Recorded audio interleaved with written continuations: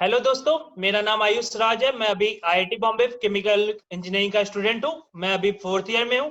बहुत सारे स्टूडेंट्स और गार्जियंस का मुझे डाउट आ रहा था कि अगर अभी मेंस का एग्जाम हो गया, बच्चों ने अच्छा एग्जाम दिया, या फिर किसी बच्चों का थोड़ा सा खराब हो गया, तो वो फिर अभी एडवांस के लिए कैसे तैयारी करे। तो इसके लिए मैंने अपने कुछ करीबी दोस्तों को बुलाया है जो कि आईआईटी बॉम्बे के स्टूडेंट्स हैं। मैथ्स के लिए हमारे साथ है हिमांशु सिंह, फिजिक्स के लिए हमारे साथ है बित्तल परिदा, और केमिस्ट्री के लिए हमारे साथ है जयदीप सिंह चावला। तो आइए इनसे जानते हैं कि अभी एडवांस के लिए कैसे पढ़ाई करना है। तो हमारा पहला सवाल है कि हमें ऐसा कब लगता है कि मेरा कोई चैप्टर या फिर कोई टॉपिक वीक है, क्योंकि कोई भी चैप्टर या टॉपिक मुझे पढ़ने के लिए मुझे पता चलना चाहिए कि वो चीज वीक है। तो मैं जानना चाहूंगा मिस्टर हिमांशु से कि मुझे पता कैसे चलेगा कि मेरा कोई चैप्टर वीक है। हाँ तो हेलो आयुष। हाँ तो मुझे लगता है कि कोई अगर हमारा कोई टॉपिक वीक है, ये मुझे तो अपने प्रिपरेशन के टाइम तब बहुत अच्छे से पता चलता जब मैं फेस टेस्ट या फिर क्विज़ेस देता था अपनी कोचिंग इंस्टीट्यूट का। और कोई टॉपिक का कोई ऐसा चैप्टर होता था, मान लो प्रोबेबिलिटी या किसी का, उसका क्वेश्चन मेरे से फ्रीक्वेंटली नहीं बनता था एक क्विज के बाद दूसरे में, या फिर फेस टेस्ट ये सब में लगातार नहीं बनने लगा, तो मुझे लगता था, मुझे समझ आ जाता था कि ये टॉपिक मेरा वीक है। तो ये एक मेरा तरीका था जिससे मैं पता करता था वीक है।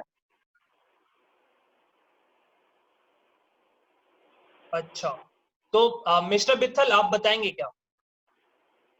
हाँ, जैसे हिमांशु ने बोला कि जैसे हम टेस्ट देते हैं तो टेस्ट देते वक्त हमें पता चल जाता है कि कौन सा क्वेश्चन हमें करने में ज्यादा टाइम लग रहा है, कौन से चैप्टर के क्वेश्चन में हमें ज्यादा टाइम लग रहा है, या अगर हम क्वेश्चन कर रहे हैं किस चैप्टर के कॉन्सेप्ट हमें क्वेश्चन करते वक्त नहीं क्लिक हो रहा है। तो ऐसे जो चैप्टर्स होता है बेसिकली वही हमारी वीक चैप्टर्स होता है। तो ऐसे चैप्टर्स पे हमें ज्यादा काम करना चाहिए, एंड क्योंकि वो हमारी वीक चैप्टर्स है। एंड एक दूसरा, टेस्ट देने के बाद टेस्ट की एनालिसिस भी काफी जरूरी होती है, क्योंकि हमें ऐसा लगेगा कि हमें क्वेश्चंस आ गए, पर ऐसा भी हो सकता है कि हमें लगता है हमें आए पर टेस्ट में मार्क्स ना आए क्योंकि गलत हो जाए, हम कुछ कॉन्सेप्ट मिस कर रहे हो। तो टेस्ट के बाद जो रिजल्ट आता है उसकी एनालिसिस भी जरूरी है, उससे भी पता चलता है कि हमारे कौन से चैप्टर्स वीक है। जयदीप।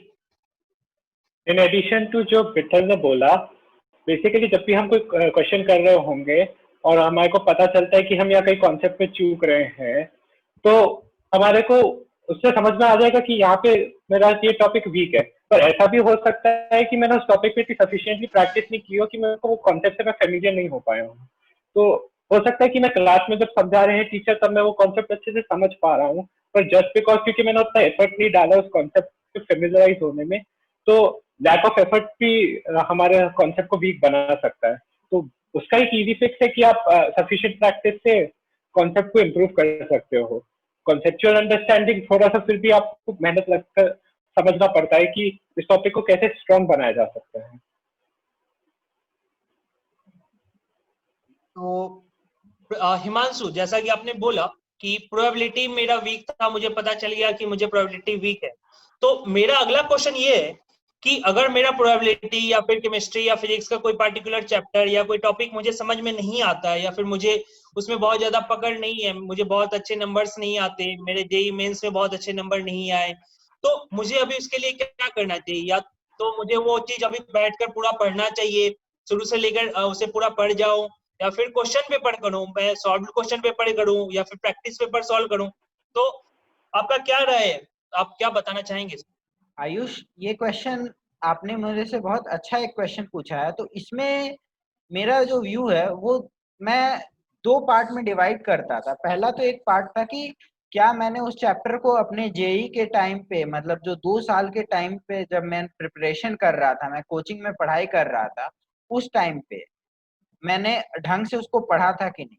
कई बार हम लोग से क्वेश्चन नहीं बनते हैं, उसका रीजन ये होता है कि हमने उस टाइम जब कोचिंग में पढ़ाया जा रहा था तो हमने ढंग से पढ़ाई नहीं की थी उस टाइम, क्योंकि क्विजेस कुछ आ गए थे, इस कारण से स्किप हो गया था। तो वो चीज को, उस टाइप के टॉपिक्स को अलग तरीके से ट्रीट किया जाता है। और एक और टॉपिक होती है जिसमें हमने मान लीजिए काफी एफर्ट मारा है, कुछ एफर्ट, काफी क्वेश्चंस बनाए थे, फिर भी हमसे वो फेस टेस्ट या एग्जामिनेशंस में पेपर्स में नहीं बनते, तो उसको अलग तरीके से ट्रीट करते हैं। तो पहले पार्ट पे आते हैं जब, जो कि जिसपे हमने मतलब कम एफर्ट मारा था, तो उसपे उसको मैं इम्प्रूव करने के लिए कुछ ऐसे करता था कि मैं जैसे डीपीपी शीट्स, जो भी प्रॉब्लम शीट्स जो मिलते थे कोचिंग से, जिसको मैंने नहीं बनाया था उसको मैं बना लेता था 50 60 70 क्वेश्चन।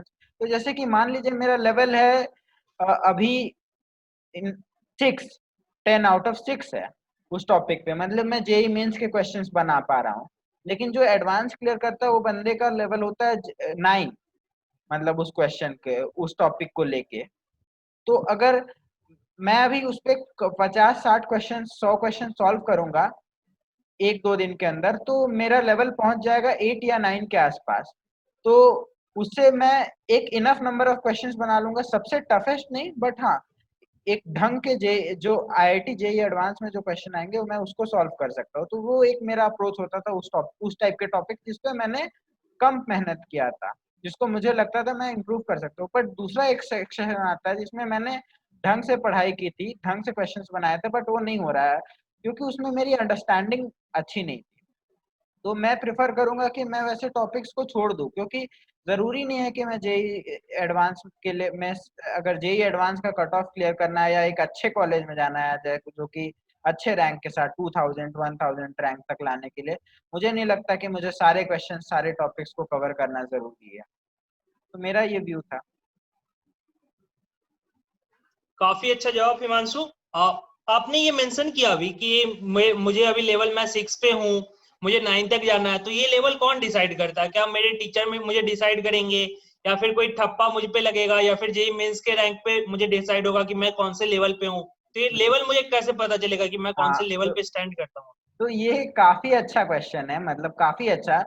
ये बेसिकली मैं ऐसे जज करता था ना, कोई नंबर मैंने नहीं ऐसे डिसाइड कर रखा था, बट हाँ 2 पार्ट में या 2 3 लेवल पे डिवाइड कर रखा था। एक था जेई मेंस के क्वेश्चंस क्या मेरे से बन पा रहे हैं, तो वो अगर है तो मैं ऐसे जेई मेंस और जेई एडवांस के बीच में डिवीजन रखता था। अगर मैं जैसे जेई मेंस के लेवल के क्वेश्चन बन पा रहे हैं तो वही कुछ 5 6 आप मान सकते हैं।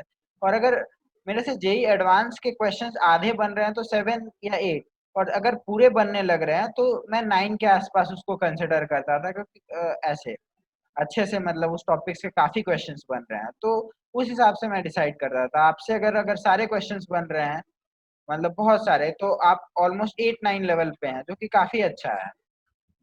और अगर नहीं बन रहे हैं, मेंस के बन रहे हैं, तो आप डिसाइड कर सकते तो आते हैं जयदीप के पास। तो जयदीप, आपने बताया कि टेस्ट देते हैं, मॉक टेस्ट देते हैं, टेस्ट एनालिसिस देते हैं, तो इससे पता चलता है कि मेरे कोई चैप्टर्स वीक हैं या फिर क्या है, तो ये मुझे उस समय आइडिया लग जाता है। तो मुझे टेस्ट दिया मैंने, एनालिसिस भी कर दिया, मुझे पता चल गया कि मेरे केमिस्ट्री में बहुत सारे चैप्टर्स वीक हैं। तो आप अभी क्या बताएंगे कि मैं क्या करूं? इनऑर्गेनिक केमिस्ट्री पढ़ना छोड़ दूं अगर मेरा वीक है? अगर उसमें बहुत ज्यादा याद करना पड़ता है तो मैं अभी छोड़ दूं, या फिर उस पर थोड़ा काम करूं? इनऑर्गेनिक केमिस्ट्री ऐसा सेक्शन है केमिस्ट्री का जिसमें बहुत ज्यादा आपको डिपेंड करना पड़ता है मेमोराइजेशन पे। और क्योंकि बहुत सारी रिएक्शंस होती हैं, तो अगर आपको लग रहा है कि इस पॉइंट पे ये टॉपिक बहुत वीक है, तो और रिएक्शंस मेमोराइज करने में शायद आपका टाइम भी बहुत ज्यादा कंज्यूम होने वाला है, और आपको बहुत कंफ्यूजन भी क्रिएट होगा क्योंकि इतने सारे रिएक्शंस आ जाएंगे। स्पेशली कोचिंग के दौरान आपको बहुत सारी एडिशनल रिएक्शंस भी बताई जा सकती हैं जो जेई एडवांस के पॉइंट ऑफ व्यू से इंपॉर्टेंट होगी, लेकिन कहीं पे उनका रेफरेंस मटेरियल नहीं होता है। तो ऐसी सिचुएशन में मैं रेकमेंड करूंगा कि आप इनऑर्गेनिक केमिस्ट्री के से कोई रिएक्शन याद करें जो एनसीईआरटी में दिए हुए हैं।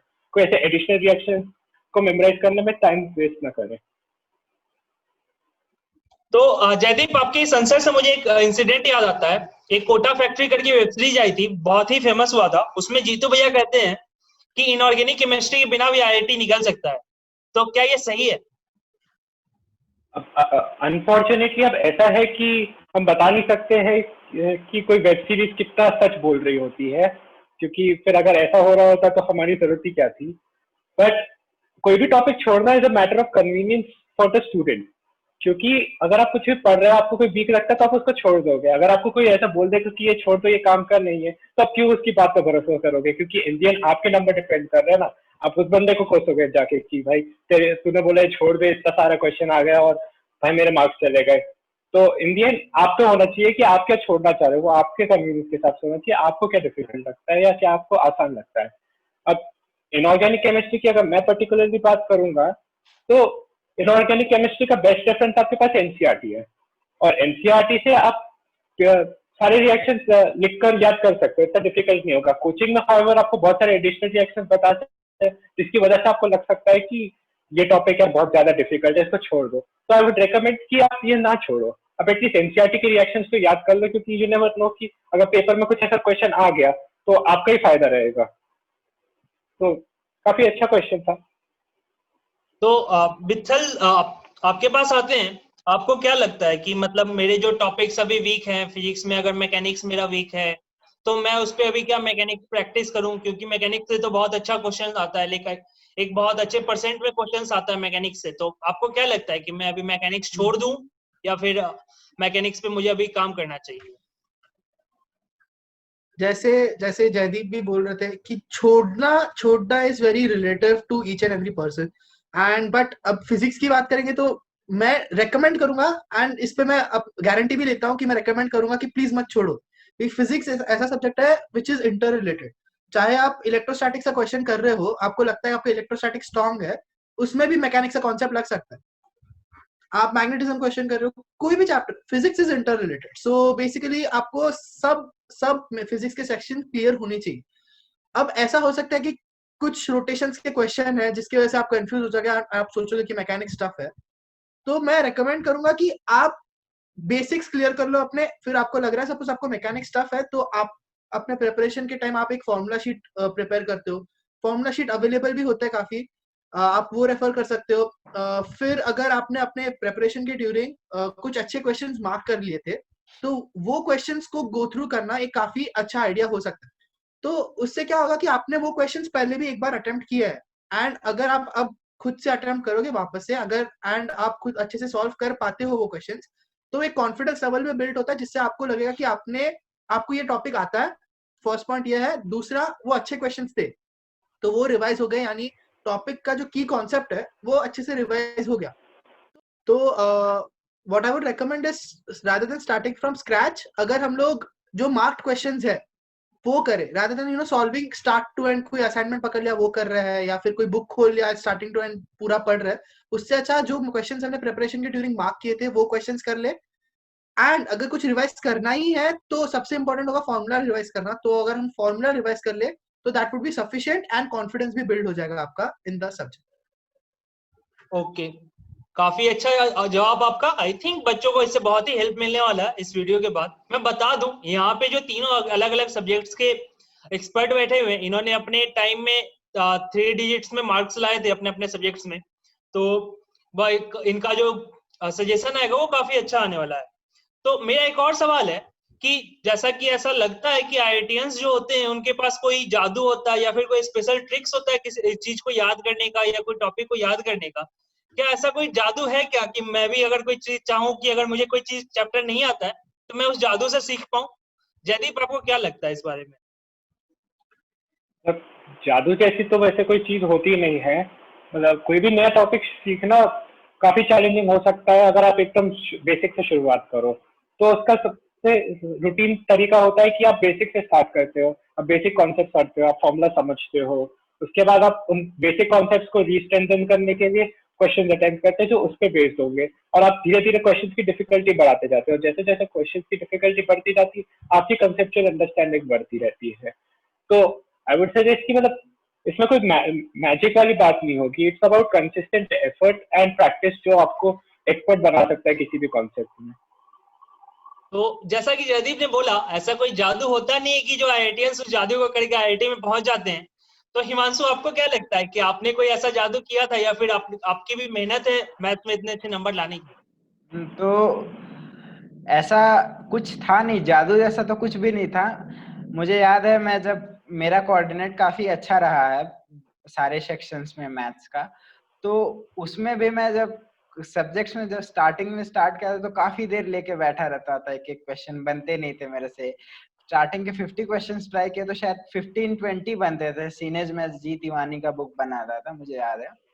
बट बाद में डाउट्स क्लियर करके, ऐसे करके धीरे धीरे कंसिस्टेंट एक एफर्ट जो जयदीप ने बताया ना, वो चीज को करने से, मतलब बार बार अपने आप को इम्प्रूव करने पे, डाउट पूछने पे, सारे टफ क्वेश्चंस के डाउट्स पूछने पे, सॉल्यूशन तुरंत नहीं देख के, मतलब एक टाइम लेने पे धीरे धीरे हम लोग जब एफर्ट लगाते हैं तो हम लोग उस सब्जेक्ट में हम लोग अच्छे लेवल पे जाते हैं, फिर प्रो भी लेवल पे चले जाते हैं।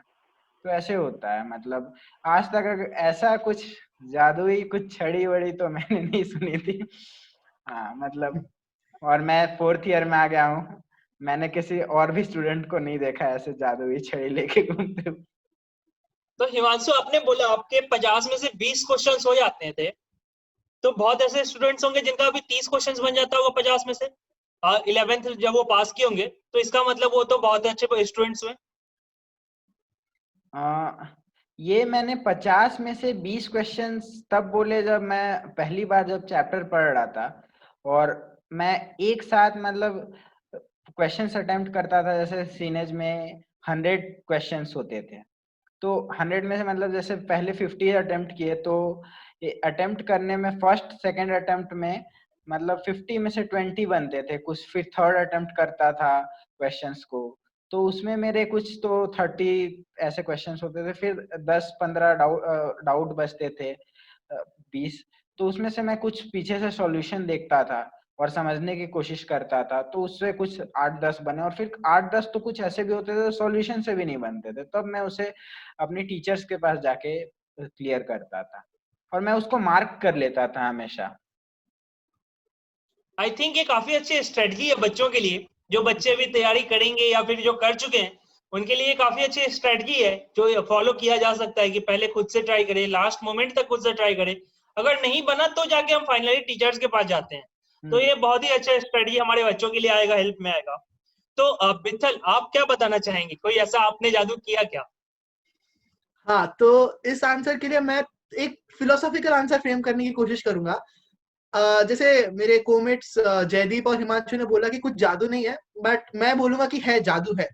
एंड जादू क्या है इस चीज में? जादू वो है कि जो IITian बनता है ना लास्ट में, वो अपने नॉलेज के बेसिस पे तो बनता ही है, बट एक इंपॉर्टेंट फैक्टर होता है उसका इंटरेस्ट एंड उसका एंथुजियाज्म जो है वो काफी रहना चाहिए toward the subject and toward the study. तो उसका जो इंटरेस्ट है ना, बेसिकली वही जादू बन जाता है। वो जैसे मुझे फिजिक्स ये सब्जेक्ट बहुत पसंद था, तो अगर मैं कोई क्वेश्चन कर रहा हूँ, क्वेश्चन मेरे से बन नहीं रहा है, तो मैं ईगो पे ले लेता था कि ये क्वेश्चन मेरे से बन क्यों नहीं रहा है, फिजिक्स तो मेरा फेवरेट सब्जेक्ट है, ये क्वेश्चन तो बन जाना चाहिए। एंड फिर जैसे हिमांशु ने बोला कि मैं सोल्यूशन देखता था, पहले मैं खुद ट्राई करता था, फिर मैं सोल्यूशन देखता था, या अगर लास्ट तक हुआ नहीं तो मैं कोई प्रोफेसर या फिर किसी को पूछता था। तो बेस्ट तरीका वही मैं बोलूंगा कि इंटरेस्ट अगर होगा ना, क्वेश्चन सॉल्व हो जाएगा। लास्ट हम फाइट मारेंगे जब तक क्वेश्चन सॉल्व नहीं होता है। एंड प्रिपरेशन में ये इंटरेस्ट का रहना एंड तक, यही मैजिक है। अगर हम अपने आप में वो इंटरेस्ट रख ले, एंड ये लास्ट के कुछ दिन है जब हमारा एग्जाम आ रहा है, जब हम टेंस्ड है, तब भी अगर हम सब्जेक्ट में इंटरेस्ट रख पाए, तो जाहिर सी बात है कि हम एग्जाम में अपना कंपोजर मेंटेन करके अच्छे से पेपर लिख पाएंगे, एंड हमारा पेपर अच्छा ही जाएगा, एंड IIT हो ही जाएगा। तो विठल, मुझे याद आ रहा है, लाइक मेरे टीचर ने मुझे कहा था जब मैं तैयारी कर रहा था, तो जब एग्जाम दो तो कोई क्वेश्चन ईगो पे मत लाओ, तो इसलिए मैं बच्चों को क्लियर कर देता हूँ, जब ये तुम प्रैक्टिस कर रहे हो तब ये ईगो वाली बात है, जब तुम एग्जाम में अटेम्प्ट करके गए हो तब ईगो पे मत लेकर बैठ जाने की मुझे ये क्वेश्चन सॉल्व नहीं हो रहा, मैं आधे घंटे लगूं 1 घंटे लगूं, लेकिन मेरा क्वेश्चन तो बन जाना चाहिए। उस समय ये ईगो वाली बात नहीं होनी चाहिए।